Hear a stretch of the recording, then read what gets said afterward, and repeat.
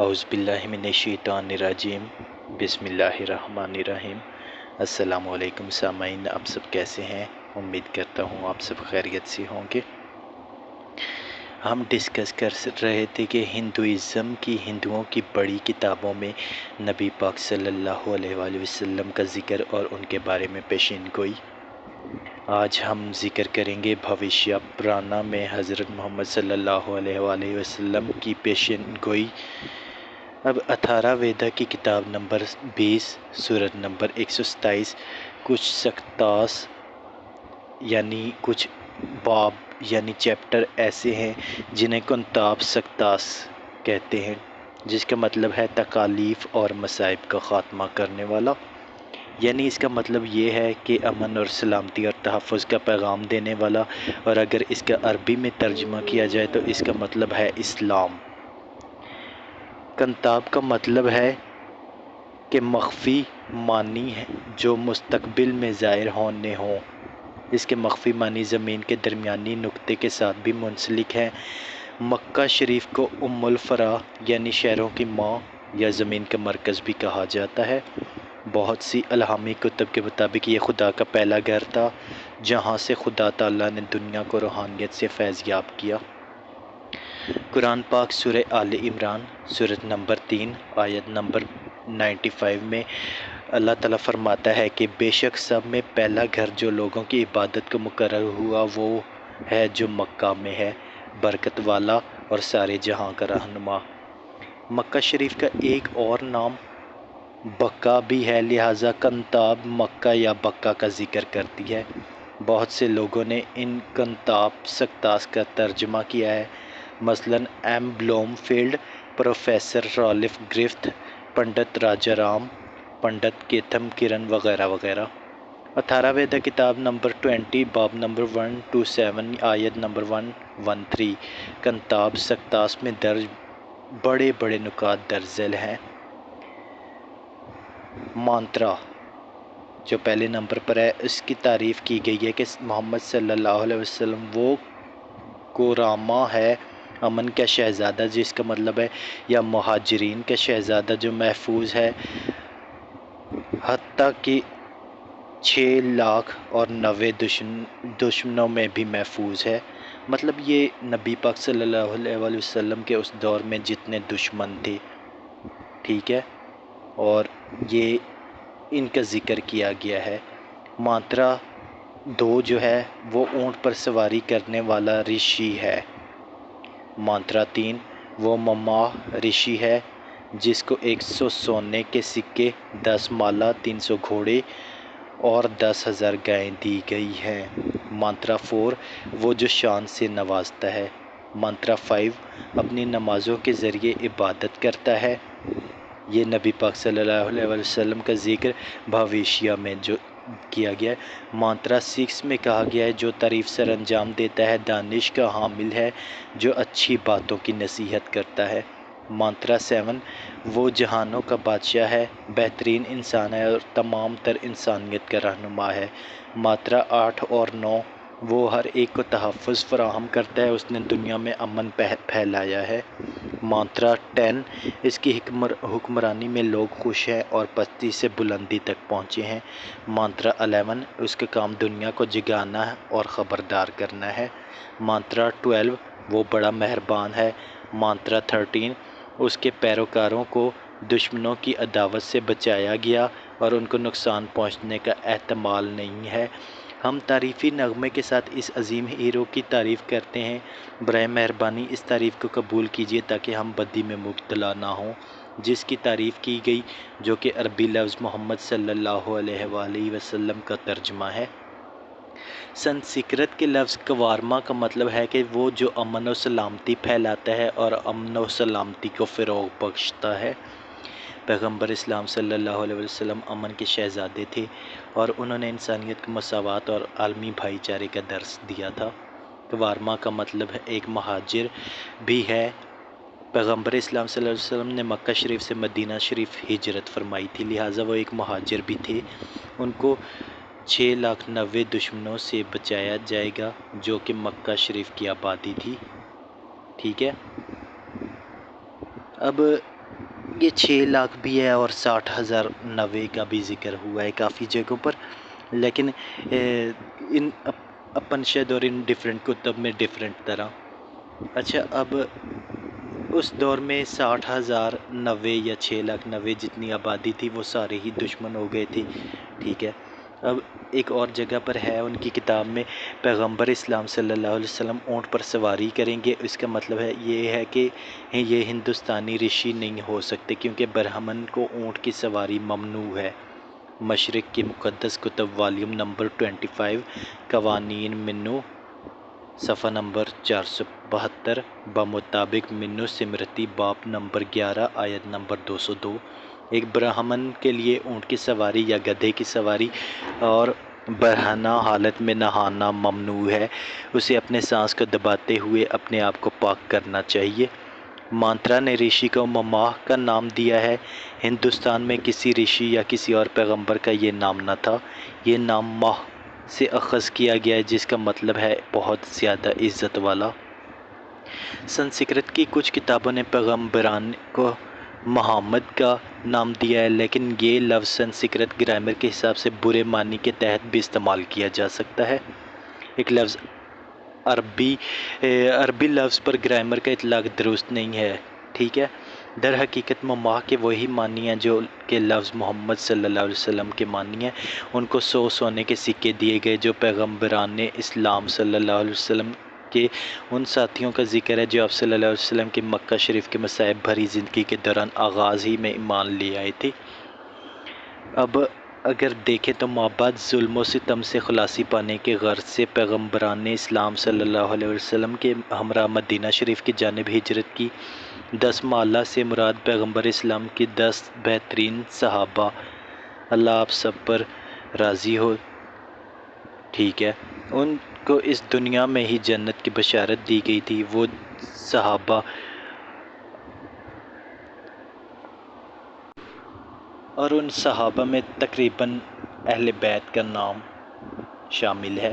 یہاں میں بات کروں گا کہ کچھ ایسے ہیں، مطلب کہ یہاں اگر اسلام کی بات کی جائے تو اسلام میں بھی ڈیفرنٹ فقے ہیں جن میں مختلف باتیں کی جاتی ہیں، کچھ کا اور نظریہ ہے اور کچھ کا اور، لیکن جہاں ریسرچ کر کے پتہ چلتا ہے تو وہاں کچھ ہی نام سامنے آتے ہیں جن کو جنت کی بشارت دی گئی تھی ان کی زندگی میں۔ اب تیسرا تحفہ 300 بہترین گھوڑے تھے، یہ گھوڑے عربی نسل کے تھے۔ سنسکرت لفظ اراواہ کا مطلب ہے بہترین عربی گھوڑے۔ 300 گھوڑے پیغمبر اسلام صلی اللہ علیہ وسلم کے ان 300 جان نثار صحابہ کرام کا حوالہ پیش کرتے ہیں جنہوں نے بدر کے میدان میں اسلام اور کفر کے درمیان پہلے معرکے میں حصہ لیا تھا اور اللہ تعالیٰ کی مدد سے فتح یاب ہوئے تھے، اگرچہ دشمن کی تعداد ان سے 3 گنا زائد تھی۔ سنسکرت کا لفظ گاؤ سے اخذ کیا گیا ہے جس کا مطلب ہے جنگ کے لیے روانہ ہونا۔ گائے کو گو کہا جاتا ہے، یہ جنگ اور امن دونوں کی علامت ہے۔ 10,000 گائیں ان کے 10,000 جان نثاروں کا حوالہ پیش کرتے ہیں جو پیغمبر اسلام صلی اللہ علیہ وسلم کے اس وقت ہمراہ تھے جب وہ فتح مکہ کے دوران مکہ میں داخل ہوئے تھے، جو انسانی تاریخ میں ایک بے مثال فتح تھی۔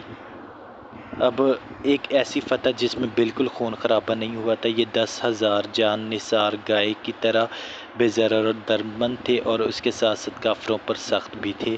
قرآن پاک سورہ فتح سورہ نمبر 48 آیت نمبر 29 میں اللہ تعالیٰ فرماتا ہے، محمد اللہ کے رسول ہیں، ان کے ساتھ والے کافروں پر سخت ہیں اور آپس میں نرم دل۔ مانترا پیغمبر کو رب کہہ کر مخاطب کرتا ہے جس کا مطلب ہے وہ جس کی تعریف کی گئی ہو۔ اس کا جب عربی زبان میں ترجمہ کیا جاتا ہے تو اس کا ترجمہ احمد بنتا ہے جو کہ پیغمبر اسلام صلی اللہ علیہ وسلم کا ایک اور نام مبارک ہے، اور اسی نام کا قرآن میں ذکر کیا گیا ہے کہ ایک احمد نبی کی بشارت دی گئی تھی، لیکن چونکہ حضرت ابو طالب علیہ السلام نے ان کا نام محمد رکھا تھا تو آج تک وہ محمد نام، کیونکہ وہ گھر کا نام تھا لیکن اللہ تعالیٰ کی طرف سے جو نام دے کے بھیجا گیا تھا وہ تھا احمد۔ اب اس میں ایک چیز ہمیں دیکھنے کو ملتی ہے کہ حضرت ابو طالب نے محمد نام رکھا تھا اور اللہ تعالیٰ نے احمد. تو جو ذکر یہاں کیا گیا ہے مانترا میں، جو ہندوازم کی سب سے بڑی کتاب ہے، اس میں احمد نام استعمال ہوا ہے، چونکہ وہ کہتے ہیں کہ یہ بھی ایک صحیفہ تھا. وہ اس چیز کو نہیں مانتے، لیکن یہ مکمل ڈیٹیل اگر ہم دیکھیں تو یہ کتابیں لازمی جزو ہیں جن میں واقعی بشارت دی گئی ہے کہ ایک نبی آئے گا. تو اب اسی کا ذکر آگے میں کرتا چلوں کہ ایک اور نام یہاں آیا تھا، وہ اور ان کے صحابہ کرام میدان جہاد میں اپنی نمازوں کی حفاظت فرماتے ہیں. ٹھیک ہے. قرآن پاک سورہ بقرہ سورہ نمبر 2 آیت نمبر 45 میں اللہ تعالیٰ فرماتا ہے اور صبر اور نماز سے مدد چاہو. قرآن پاک سورہ نساء سورہ نمبر 4 آیت نمبر 102 میں فرماتا ہے کہ اے محبوب، جب تم ان میں تشریف فرما ہو پھر نماز کی ان کی امامت کرو، تو چاہے ان میں ایک کی جماعت ساتھ ہو، وہ اپنے ہتھیار لیے رہیں، جب وہ سجدہ کر لیں تو ہٹ کر تم سے پیچھے ہو جائیں. اب وہ دوسری جماعت آئے جو اس وقت تک نماز میں شریک نہ ہوئی تھی، اب وہ تمہارے مقتدی ہوں گے اور چاہیے کہ اپنی پناہ اور اپنے ہتھیار لیے رکھیں. اب نیکسٹ اس میں منترا ہے جس میں حکمت کا حوالہ دیا گیا ہے، وہ قرآن پاک کی نشاندہی کرتی ہے. قرآن پاک نہ صرف اس دنیا میں بہتری کا ضامن ہے بلکہ آخرت کی دنیا میں بہتری کا ضامن ہے.